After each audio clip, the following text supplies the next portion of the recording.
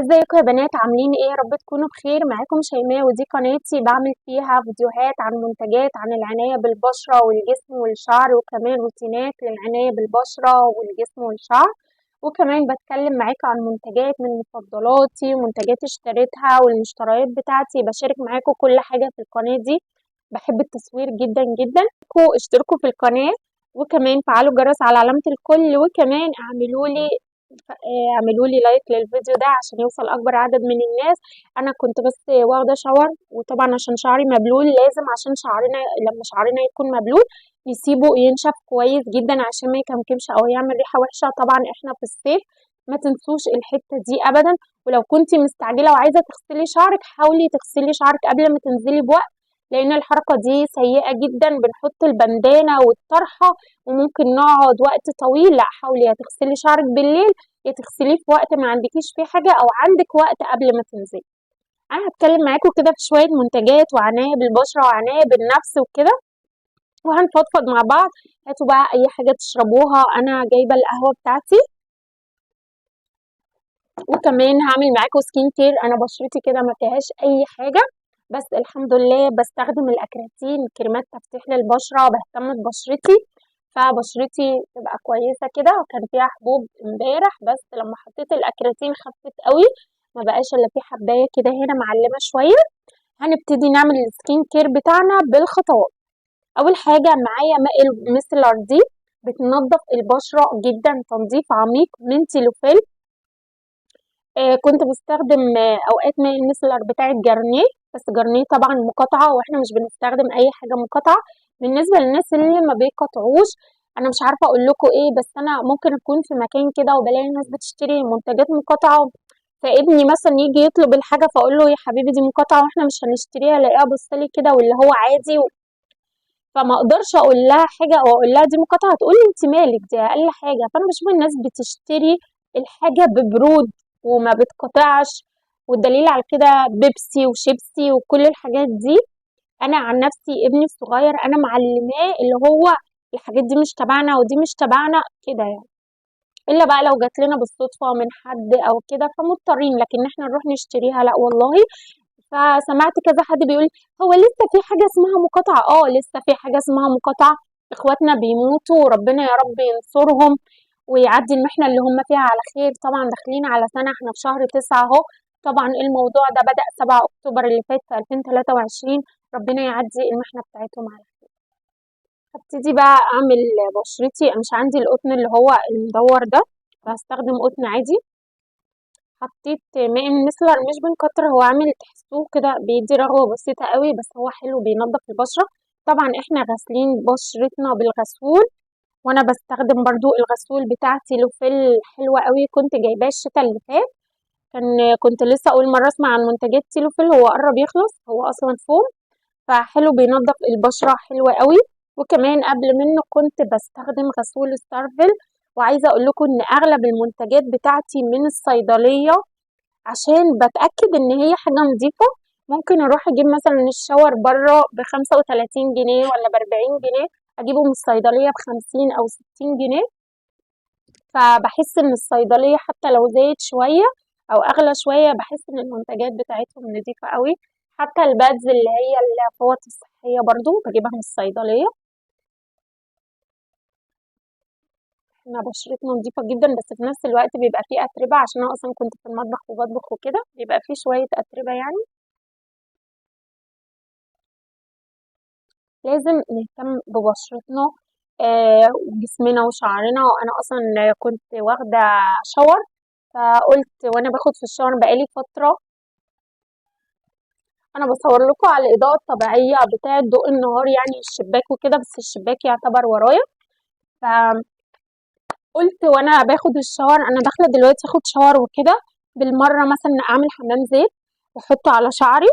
استخدمت الدبر املة ده، عملت بيه حمام زيت لشعري، وحطيت عليه كيس، او لو عندك البونيه اللي هي بتاعه الشاور دي، الكاب بتاعه الشاور. حطيت الكيس بلاستيك كده شفاف على شعري، وسبته حمام الزيت. على ما خلصت غسيل جسمي عملت حمام مغربي. عملت سكراب الاول، وبعد كده استخدمت الصابون المغربي كنت بحط معاه كده حنة، وبحط معاه كمان الأعشاب اللي هي بتاعة اللافندر، وبنخلطهم كويس قوي. وده الصابون المغربي اللي انا بستخدمه. كان وفي واحد تاني عندي اللي هو بتاع بوبانا، فبخلطهم مع بعض. انا بقى كنت حاطه هنا الصابون مع الاعشاب مع كل حاجه، ريحته حلوه قوي. ده كان سعره حاجه و20 جنيه، والتاني ب30 جنيه. ده برضو من بوبانا. آه ما بجيبش حاجات غاليه قوي، حاجات على قد الايد بصراحه نقدر نجيبها كلنا. طبعا مش بنجيب كل المنتجات دي في وقت واحد، لا كل فتره بنجيب حاجه.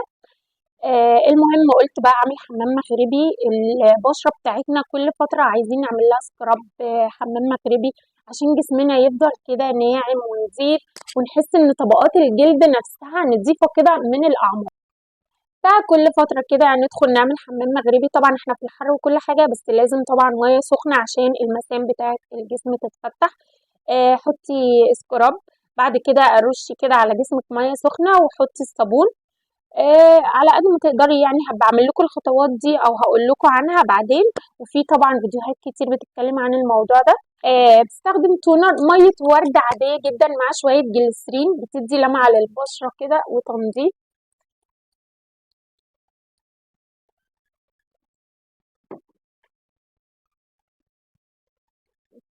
وعايزه اتكلم معاكم في موضوع حلو قوي، مهم جدا. احنا بننساه او بننسى نطبقه في حياتنا. آه، عارفين كلمه الحمد لله؟ المفروض اول ما ننهي يومنا كده او في نص اليوم، لما تيجي تاكلي اكله كان نفسك فيها او انت حباها كده، قولي الحمد لله. طبعا بنقول اللهم دمها نعمه واحفظها من الزوال، نحمد ربنا على كل حاجه في حياتنا.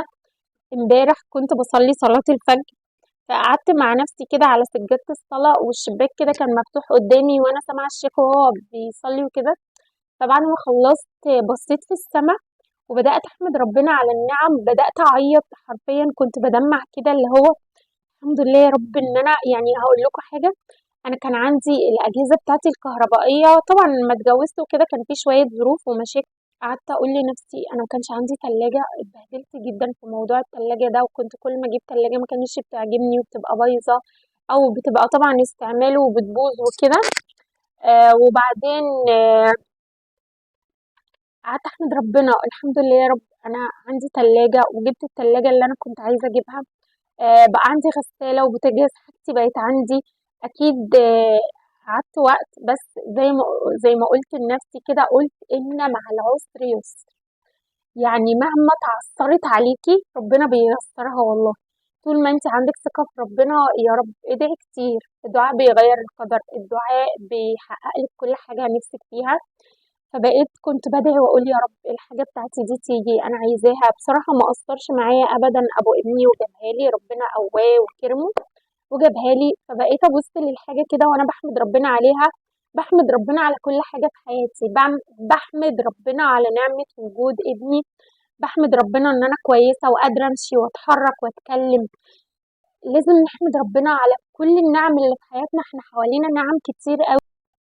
فبجد قلت لنفسي انا عايزه اصور فيديو واتكلم عن الموضوع ده. احساس رهيب بجد ان انتي تحسي بالنعم دي حواليكي. الحمد لله. طبعا بقيت ادعي ربنا، انا نفسي في كذا، انا مش عارف، انا مثلا ما عنديش مطبخ، بقيت اقول يا رب انا نفسي في مطبخ، نفسي يبقى عندي اوضه لابني.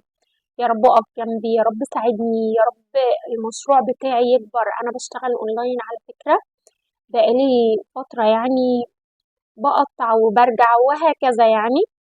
طبعا الاونلاين مش حاجة تعيشك اللي هو انا هيطلع لي مرتب، الا بقى الناس اللي بتبيع بكميات. فانا اعتبر برضو مبتدئة في شغل الاونلاين، ما بقاليش كتير، بس طبعا بحمد ربنا الحمد لله. العلاقات يا جماعة، لو انت عايزة تبتدي في شغل الاونلاين فلازم يكون عندك علاقات. دايما اتواصلي مع الناس. لما تلاقي واحدة صديقة عندك على الفيس حتى، بص ادخلي قولي لها كلمة حلوة، علقي لها، اتواصلي معاها. حاطة صورتها، ادخلي قولي لها برضو كلمة حلوة تراضيها، طيب قلبها، تفرحها. الحاجات دي حلوة قوي بجد، مش بتقلل منك ابدا، بالعكس بتحبب الناس فيكي. فالحمد لله بفضل ربنا بلاقي ناس بتقولي ان هي بتحبني. في ناس بتشوفني في الشارع بتسلم عليا، مش بكون عارفاهم، بيفكروني بيهم، او انا كمان بعمل كده مع بنات مثلا انا اعرفهم، بسلم عليهم لما بشوفهم. بحب اكون اجتماعية. اجتماعية، أو اللي هو تواصل معاكي يسأل عليكي يكلمك، بس اللي هو مش بدخل بيت حد ولا تطفل على حد ولا بقى عايزة أعرف أخبار حد. لا الحمد لله الموضوع ده مش فيا أبدا. وأنا بتكلم معاكم ونعمل سكين كير. يا رب تكون الإضاءة واضحة معاكم. بصوا مية الورد نشفت، حلو مرطبة البشرة عشان فيها جليسرين، بحط فيها شوية جليسرين مع مية الورد. انا بستخدم الكريم ده بتاع الترطيب اللي هو ريتشي بانسينول، اللي هو الاصدار بتاع دلوقتي اسمه يوريتشي بانسينول. اشرب قهوة. فحلو بيرطب البشرة كويس قوي. مش بكتر في الترطيب لان كمان طبعا احنا محتاجين طبعا نرطب بشرتنا على طول.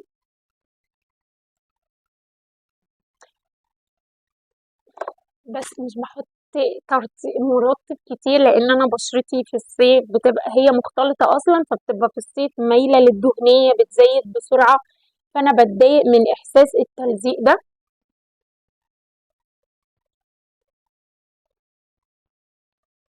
طبعا لو خارجة حطي صن بلوك، احنا قبل العصر اصلا اساسي جدا يكون عندنا صن بلوك. وده الصن بلوك اللي بستخدمه بقالي فترة هو خلصان، اسمه انفينيتي سان سكرين.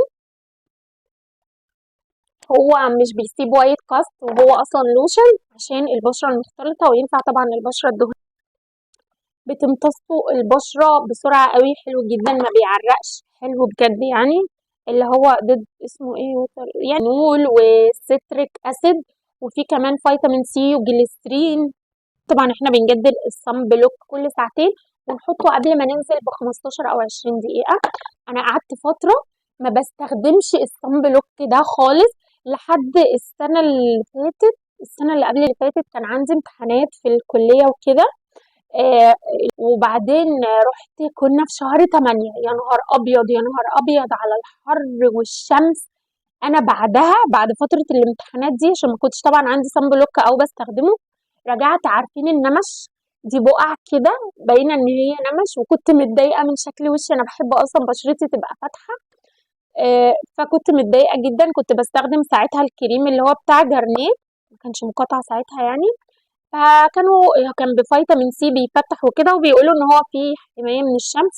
بس طبعا ما تصدقوش الكلام ده، يعني الحماية من الشمس بتيجي من واقي الشمس او السان سكرين بتاعك. ماشي. فرجعت بشرتي منقطة من هنا، اخدت الوقت قعدت اعالج في بشرتي فترة طويلة جدا عشان ارجع افتحها، وجبت صن بلوك وقلت انا ما عدتش اطلع غير بالصن بلوك. فلازم وضروري جدا الصن بلوك.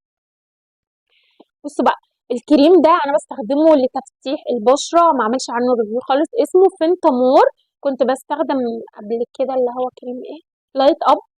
تمام. ده بقى لقيت فيه هايلورونيك اسيد وفيتامين سي وفيتامين اي، وهو كريم اصلا تفتيح. وفي كمان كوجيك اسيد، وفي كاموميل، وفي برو فيتامين بي 5، واللي هو العرقسوس. الحاجات دي بتفتح البشره حلوه قوي. انا ما بحطش ميك اب، وهعمل لكم فيديو الفتره الجايه ازاي تستغني عن الميك اب، وازاي شكلك يكون حلو من غير ميك اب وتبقي واثقه في نفسك. في نفس الوقت هقول لكم تجربتي مع الميك اب وازاي قدرت ابطله وامشي من غير ميك اب عادي. بصوا هي بامب كده، اوقات بتنزل مني كتير. طبعا مش هناخد ده كله، الباقي هنحط تاني في العبوه. انا قلت فانا قلت اكلمكم في ان احنا نحمد ربنا ونشكر فضله طبعا على كل حاجه في حياتنا. يعني الحاجة دي احنا ناسينها قوي، وده ذكر طبعا اللي هو الحمد لله. طبعا نحصن نفسنا بالأذكار، نستغفر ونسبح ربنا. الناس بتموت في وقت بدري قوي، الشباب موتها كتير قوي. فبجد الرجوع لربنا ده من أحسن الحاجات. مهما عملتي دايما ارجعي لربنا. نفسك في أي حاجة اطلبيها من ربنا، ما تطلبيش من حد. دايما قولي يا رب ما تحوجنيش لحد. بجد يعني انا صورت الفيديو ده اكتر ان انا افضفض معاكم في الموضوع ده، واقول لكم ان انا قد ايه كنت بعاني من حاجه، والحمد لله بفضل ربنا جات لي. فانا بقيت احمد ربنا عليها. الكريم ده اسمه لاين، كنت جايباه من على نون. كان عليه عرض، كان بحاجة و80 جنيه، لان الكريمات في الصيدلية كانت اوفر قوي في السعر.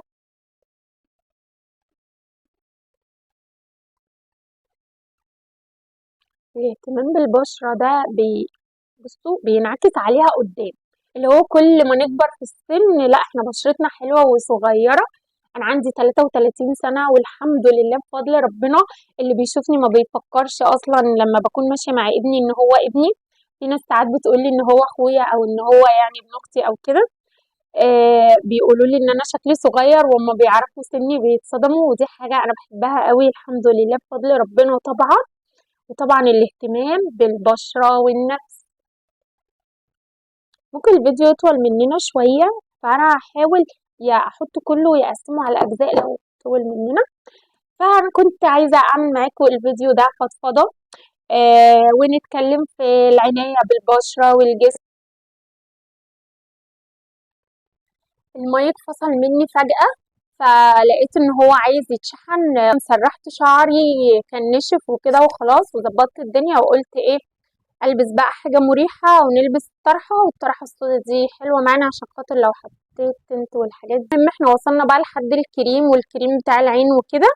هبتدي بقى نحط حطيت كمان من اللي هي زبدة الكاكاو، اللي هي بتاعت تانكو، اللي هي بالبطيخ دي الكورية، حلوة قوي. وده طبعا انا بعمله على ايديا كده بشوية مية ورد جليسرين دم غزال، الدنيا تمام معايا. مش بحب البلاشر والحاجات دي. انا هبص في المراية عشان ما بهدلش الدنيا وعشان ما يبقعش مني.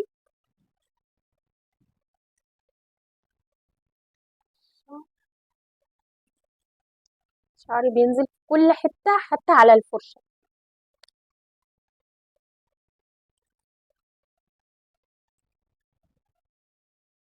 بيدي رونق كده للبشرة، جري الدموية في وشنا، بنحس ان احنا بنحس شكلنا فريش كده وحلو يعني.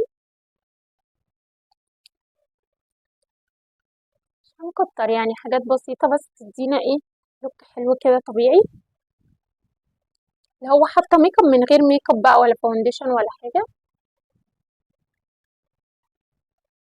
طبعا مش بيثبت خالص على الشفايف خالص خالص.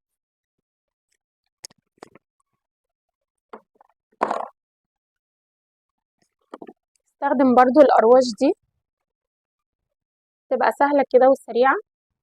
ده اللي هو بتاع هدى بيوتي، وده كان بريتي وومن. بس ده بصوا خلصان يعني، مش لاقيه تاني خالص.